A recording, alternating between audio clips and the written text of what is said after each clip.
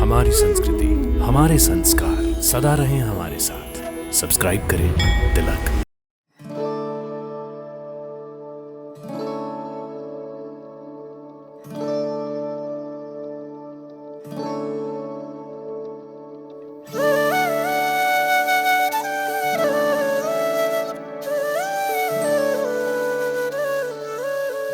हर हर महादेव। दोस्तों, आपने देवों के देव महादेव के अनेक मंदिर देखे होंगे, लेकिन आज हम आपको जिस मंदिर के दर्शन करवाने वाले हैं वो अपने आप में अनोखा है। इस मंदिर में आपको महादेव के दर्शन तो होंगे, लेकिन उनके द्वार पर सदैव तैनात रहने वाले नंदी जी यहाँ दिखाई नहीं देंगे। और इतना ही नहीं, महादेव की सवारी नंदी जी के साथ महादेव की अर्धांगिनी माता पार्वती भी यहाँ आपको दिखाई नहीं देंगी। इस मंदिर के दर्शन करने के लिए और इससे जुड़ी अनोखी कथा को जानने के लिए वीडियो के अंत तक हमारे साथ बने रहिए।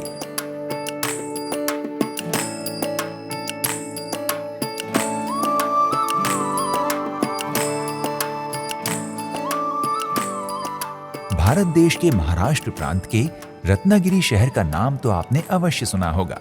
जी हाँ, वही रत्नागिरी जहाँ के प्रसिद्ध हापुस आम आप बड़े चाव से खाते हैं।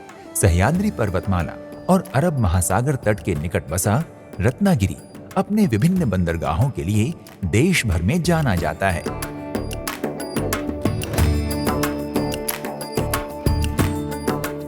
आज हम आप सबको प्राकृतिक सौंदर्य से लबालब कोंकण क्षेत्र में बसे इसी रत्नागिरी जिले के धामण से गांव में लेकर आए हैं।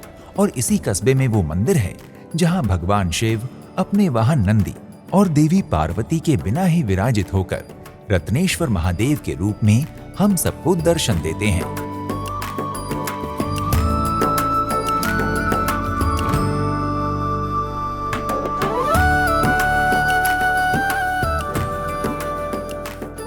रत्नागिरी जिले का धामण से गांव हिंदू धर्मावलंबियों के लिए एक पौराणिक महत्व का स्थान है। इस स्थान पर रत्नागिरी के 84 गांवों के कुल स्वामी स्वयंभू रत्नेश्वर विराजमान हैं। रत्नेश्वर महादेव को धामण से गांव का ग्राम देवता भी माना जाता है। धामण से गांव को देवर्षि ब्राह्मणों का मूल स्थान माना जाता है, जो रत्नेश्वर महादेव को कुल देवता मानते हैं। मान्यता है कि आदिल शाह के शासन से भी पहले से रत्नेश्वर मंदिर यहाँ पर स्थित है। ये मंदिर बहुत पुराना है, जैसे कि आदिल शाही के पहले ही ये मंदिर बसा हुआ है। इस मंदिर का ऐसा विशेषता है कि इस मंदिर में भगवान के साथ नंदी और उसकी पार्वती यहाँ नहीं आई है। जिस भक्त ने उसको बुलाया, वो भोलेनाथ उस भक्त पर प्रसन्न होकर अपने दोनों साथियों नंदी यानी पार्वती उनके पूछने बगैर यहाँ चला आया और यहाँ पे स्थानापन्न हुआ। मंदिर का इतिहास 13वीं शताब्दी का है। माना जाता है कि सदियों से यहाँ भगवान रत्नेश्वर की पूजा होती आ रही है।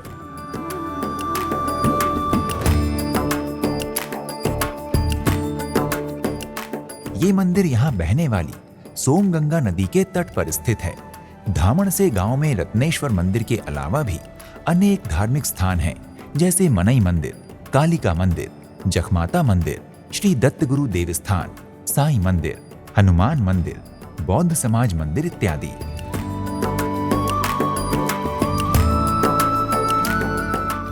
धामण से गांव का रत्नेश्वर महादेव मंदिर दक्षिण मुखी है, अर्थात इसका प्रवेश द्वार दक्षिण दिशा की ओर निर्मित है, जो कि कम ही मंदिरों का होता है। सामान्यतः हमारे देश में दक्षिण मुखी मंदिर कम ही मिलते हैं, और जो मिलते हैं उन्हें बहुत विशेष माना जाता है। इस कारण ये कहा जा सकता है कि रत्नेश्वर मंदिर वास्तुशिल्प का एक दुर्लभ उदाहरण है।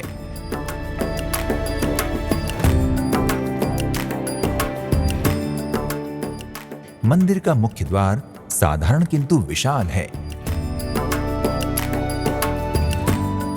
बाहर से देखने पर यह मंदिर कोंकण शैली के किसी साधारण भवन की तरह दिखाई देता है।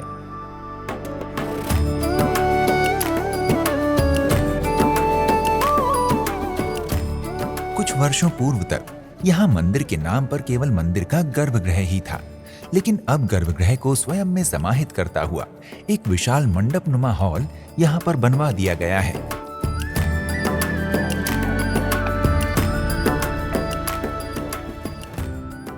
रत्नेश्वर मंदिर के गर्भगृह में भगवान रत्नेश्वर महादेव के अलावा धामण से गांव के ग्राम देवता श्री रवलनाथ जी की भी एक प्रतिमा स्थापित है।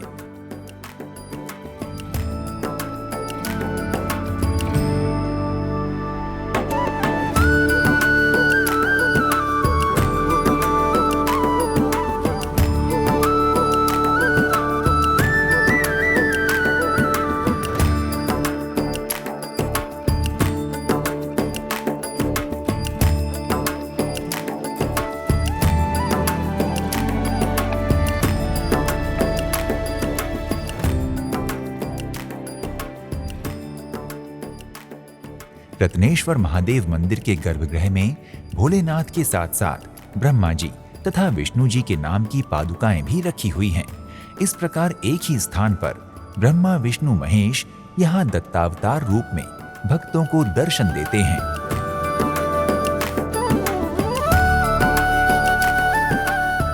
गर्भगृह के द्वार के दोनों ओर दीवार के निकट विभिन्न देवी देवताओं को स्थान दिया गया है, जैसे श्री रावलनाथ जी, श्री महालक्ष्मी, श्री चंडिका, श्री वाग्जयी, श्री त्रिमुखी इत्यादि। इस मंदिर की विशेषता ये है कि यहाँ महादेव के साथ पार्वती जी और नंदी जी दिखाई नहीं देते हैं, जो सामान्यतः महादेव के हर मंदिर में उनके साथ होते ही हैं। मान्यता है कि भगवान महादेव के एक भक्त ने कठोर तप करके उन्हें यहाँ बुलाया था। महादेव स्वयं भी उस भक्त से मिलने के लिए इतने आतुर थे कि देवी पार्वती और नंदी जी को छोड़कर ही यहाँ आ पहुंचे। इसलिए इस मंदिर में माता पार्वती तथा नंदी जी का कोई विग्रह नहीं है। रत्नागिरी क्षेत्र के 84 गांव के ग्राम देवता भी रत्नेश्वर महादेव के रूप में इस स्थान पर स्थित हैं और इसलिए इस मंदिर को रत्नेश्वर नाम दिया गया है। मंदिर के नाम से जुड़ी एक अन्य कथा के अनुसार रत्नागिरी के पास में रत्नासुर नामक एक राक्षस भगवान भोलेनाथ का बहुत बड़ा भक्त था। उसी की भक्ति से प्रसन्न होकर महादेव इस स्थान पर प्रकट हुए थे। माना जाता है उस राक्षस भक्त के नाम पर इस मंदिर का नाम रत्नेश्वर पड़ गया। रत्नेश्वर महादेव मंदिर में मार्गशीर्ष महीने के एकादशी से पूर्णिमा तक पर्व चलते हैं। मार्गशीर्ष शुक्ल पूर्णिमा के दिन तो इस मंदिर में भव्य उत्सव मनाया जाता है। मार्गशीर्ष शुद्ध पूर्णिमा में इस मंदिर का बहुत त्यौहार होता है। लगभग इस दिन में 2 से 3 हजार भाविक यहाँ दर्शन के लिए आते हैं। कम से कम 3 से 4 हजार पब्लिक रात को यहाँ इकट्ठे होते हैं और भगवान का उच्चारण करता है। महाशिवरात्रि का त्यौहार रहता है। श्रावण महीने के 4 सोमवार का त्यौहार रहता है। इस दिन लगभग 3 से 4 हजार श्रद्धालु भगवान रत्नेश्वर महादेव के दर्शन करने के लिए पधारते हैं। इस दिन यहाँ विशेष आरती की जाती है तथा आए हुए श्रद्धालुओं के लिए प्रसाद भी बनवाया जाता है।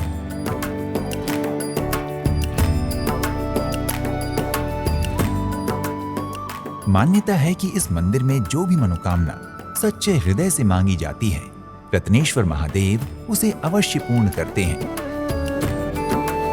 श्रद्धालुओं का मानना है कि इस मंदिर में रत्नेश्वर महादेव के दर्शन करने मात्र से ही मोक्ष की प्राप्ति हो जाती है। मान्यता है कि रत्नेश्वर महादेव मंदिर एक जागृत स्थान है। रत्नेश्वर महादेव काल की दिशा को भी पलट सकते हैं। धामण से स्थित रत्नेश्वर महादेव के दर्शन के लिए आपको पहले रत्नागिरी आना होगा। धामण से गांव रत्नागिरी शहर से 50 किलोमीटर दूर है। रत्नागिरी परिवहन के अनेक माध्यमों द्वारा पूरे भारत से भली भांति जुड़ा हुआ है। रत्नागिरी हवाई अड्डे के लिए मुंबई और पुणे से आसानी से उड़ानें मिल जाती हैं। ट्रेन के द्वारा भी रत्नागिरी रेलवे स्टेशन तक सरलता से पहुंचा जा सकता है। इसके अलावा रत्नागिरी तक आने के लिए सड़क मार्ग भी सुविधाजनक है। लेकिन रत्नागिरी से आगे धामण से तक की यात्रा के लिए आपके पास केवल सड़क मार्ग का ही विकल्प है। आप रत्नागिरी से बस अथवा निजी वाहन द्वारा रत्नेश्वर महादेव तक पहुंच सकते हैं। दोस्तों, रत्नेश्वर महादेव मंदिर प्राकृतिक सौंदर्य के बीच बसा हुआ एक दिव्य और जागृत देव स्थान है। आप भी अपनी मनोकामनाओं की पूर्ति और कष्टों के निवारण के लिए एक बार रत्नेश्वर महादेव के दर्शन अवश्य कीजिए। आपकी रत्नेश्वर महादेव की यात्रा में हमारा आज का ये वीडियो आपके लिए उपयोगी साबित होगा। इसी आशा के साथ हम आपसे विदा लेते हैं और शीघ्र ही मिलते हैं एक अन्य धार्मिक स्थल की यात्रा पर। हर हर महादेव।